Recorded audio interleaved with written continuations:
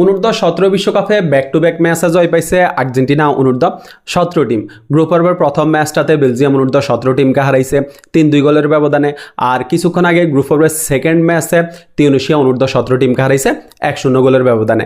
এবং এরই সাথে সাথে আর্জেন্টিনা অনূর্ধ্ব-17 টিমের অনূর্ধ্ব-17 বিশ্বকাপের পরবর্তী রাউন্ডটাও কিন্তু নিশ্চিত হয়ে গেছে। এখন এই ম্যাচ নিয়ে কথা বলতে গেলে আপনাকে শুরুতে কথা বলতে হবে আর্জেন্টাইন কোচ দিয়েগো প্লাসেন্তেকে নিয়ে।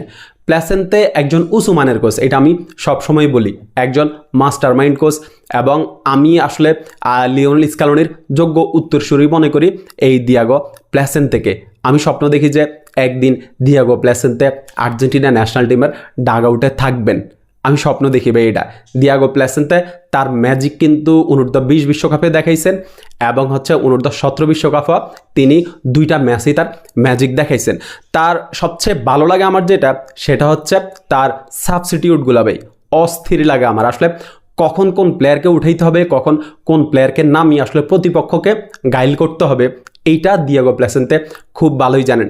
এই যে আজকে যে সাবস্টিটিউটটা করছেন, ম্যাচের 58তম মিনিটে যে প্লেয়ারকে নামাইছেন, ওই প্লেয়ার হচ্ছে 69তম মিনিটে দিয়েগো প্লাসেন্তেকে কিন্তু আপনি গোল এনে দিয়েছেন। ম্যাচের ফলাফল কিন্তু নির্ধারণ করে দিয়েছেন দিয়েগো প্লাসেন্তের এই সাবস্টিটিউটটা।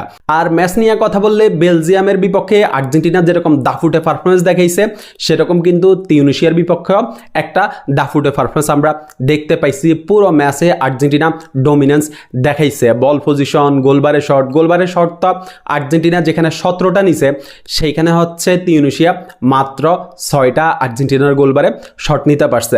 এখন আর্জেন্টিনা ম্যাচটা কিন্তু আরও বড় ব্যবধানে জিততে পারতো, যেখানে তিউনিসিয়ার গোলকিপার একাই 5টা সেভ দিছে। এই তার অতিমানবীয় পারফরমেন্সের কারণেই কিন্তু আর্জেন্টিনার আসলে স্কোর লাইনটা আরও বড় হয় নাই। এখন যে প্লেয়ারটাকে নিয়ে আপনাকে সবচেয়ে বেশি কথা বলতে হবে, তিনি হচ্ছেন ফাকুন্দো জিয়ানোকস্কি। Remember the name Facundo জিয়ানোকস্কি।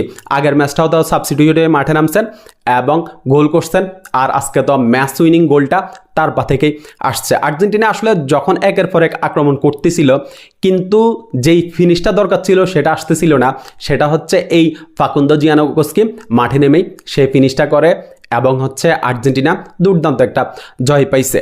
এখন অনূর্ধ্ব-20 বিশ্বকাপে আসলে যেটার আফসোস ছিল যে আমরা ফাইনালে গেছি, ট্রফিটা জিততে পারি নাই, সেই আফসোসটা অন্তত এই যে অনূর্ধ্ব-17 বিশ্বকাপে পূরণ করতে চাই। আর দিয়েগো প্লাসেন্তে আসলে আর্জেন্টিনার ডাগ আউটে থাকলে সেই ভরসাটা কিন্তু আরও অনেক বেশি বেড়ে যায়। শুভকামনা থাকলো আর্জেন্টিনা অনূর্ধ্ব-17 টিমের জন্য, শুভকামনা থাকলো দিয়েগো প্লাসেন্তের জন্য। ধন্যবাদ সবাইকে।